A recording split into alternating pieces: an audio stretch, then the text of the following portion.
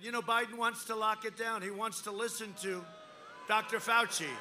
He wants to listen to Dr. Fauci. With just over 2 weeks to go before the election, President Trump spent much of Monday attacking and at times mocking the nation's top infectious disease expert.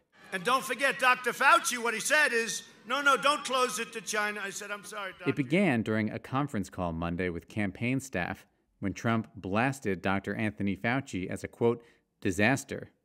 The 79-year-old Fauci is one of the most respected scientists in the United States and has served for decades under Republican and Democratic presidents.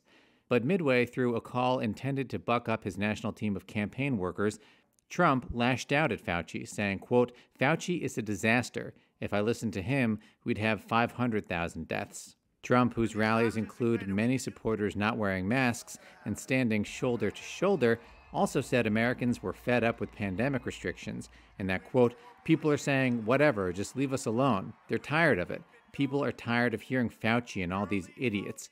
The president's tirade came hours after a 60 Minutes interview where Fauci said he was not surprised that Trump himself contracted the virus, given his lax attitude on mask wearing and social distancing. On the call, Trump suggested he had avoided firing Fauci because of the negative blowback he would receive. He gets a lot of television. He loves being on television, and we let him do it.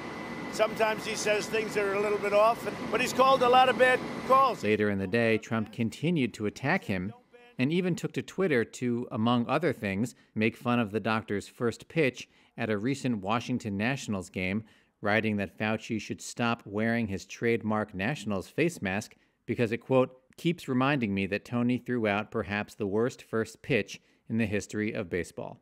And he is a wonderful guy. I like him. He just happens to have a very bad arm.